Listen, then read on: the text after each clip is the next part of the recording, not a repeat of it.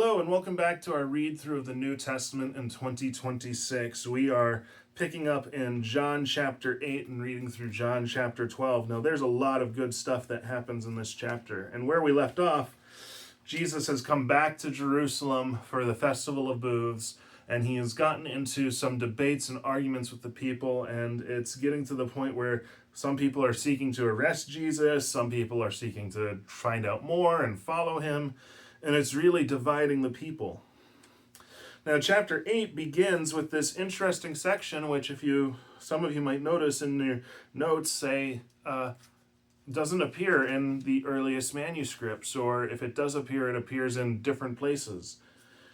And what's interesting is it's this story of this woman who was caught in adultery being brought before Jesus, and the people saying, the law says that we're supposed to stone her to death. What do you say? And Jesus just writes on the ground for a bit and then says, well, whoever is without sin should throw the first stone.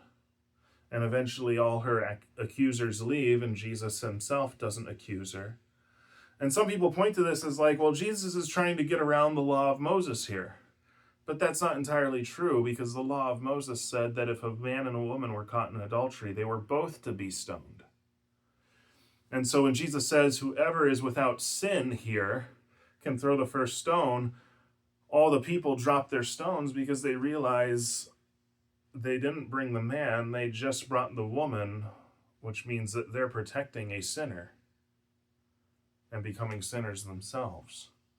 And so it's actually an interesting way of Jesus enforcing the law through a means that most people wouldn't even think of, but by enforcing the heart of the law rather than the law itself. Now, after we get through that section, we get back into the debates that Jesus is having with the people. And during this, it starts to ramp up more and more, where Jesus is saying something and the people are saying, well, what does that mean? Or what do you mean by that? Or that doesn't make sense. And Jesus starts calling himself, the light of the world, and that he speaks the truth. And they're like, well, how do we know that you're speaking the truth? What are you saying? And he gets to the point where he's like, the reason you don't recognize the truth is because you are the children of the devil, and his native language is lying. So you wouldn't even recognize the truth when you hear it. Now, of course, calling people children of the devil is not a way to get them to like you.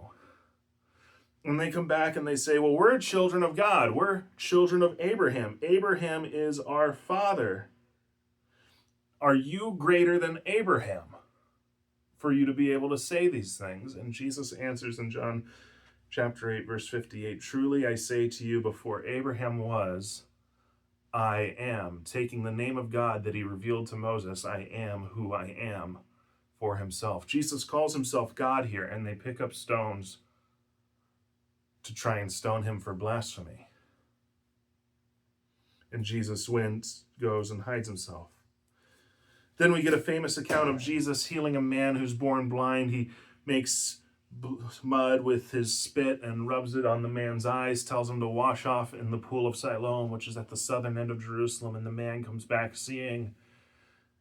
And this divides the people even more, because Jesus has healed on the Sabbath again, but he's clearly healed someone who was born blind. And so this creates a division between the people who are even arguing about it. And the formerly blind guy is like, well, I guess I believe in him because he healed me, a man who was born blind, and no other prophet of God has ever been able to do such a thing. This again leads back into more debates with Jesus and the Jewish people of Jerusalem.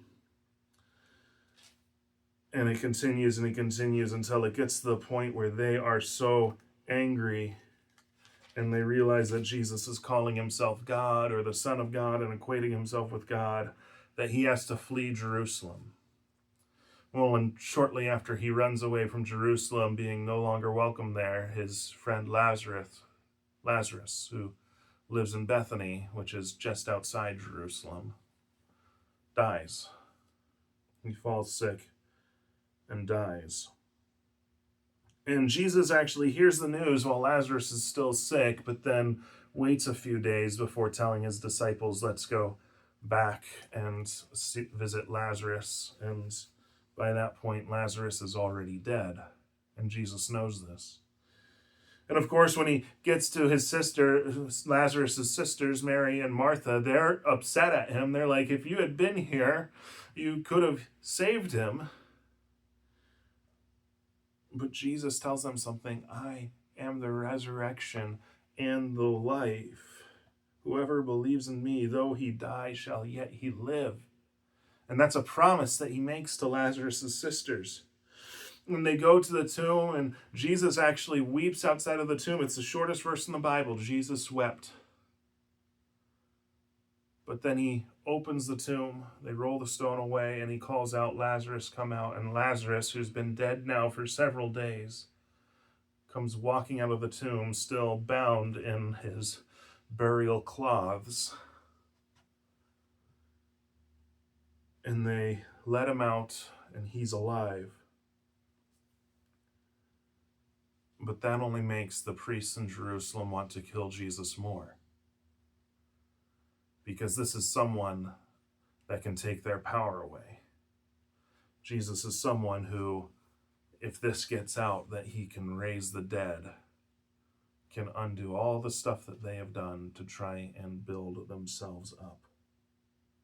Now, in chapter 12, Mary comes to Jesus with the alabaster flask of oil and pours it out on his feet and washes his feet with her hair. This leads Judas to want to betray Jesus because he thinks, well, if she wanted to give away that oil, I mean, it's made of pure nard, it's worth a year's worth of wages. We could have taken that and given it to the poor.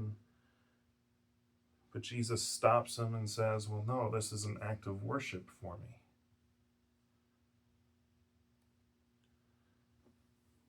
Now, chapter 12 ends with Jesus going once again into Jerusalem, this time triumphant, riding on a young donkey to fulfill the prophecy of Zechariah.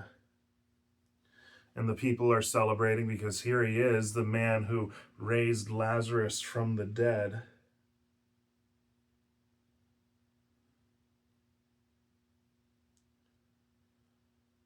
And as he's speaking to the people, he knows that this is his hour. And he asks God to glorify his name, and God responds, and everyone hears it. I have glorified it, and I will glorify it again. But the people still don't believe. Many of them still don't believe. And it gets to the point where we know what's going to happen now. And as we come to the end of chapter 12, we see that Jesus is now in Jerusalem for what will be the last time before his death. All that's left now is for him to have dinner with his disciples for the Passover. But we'll have to get to that next week.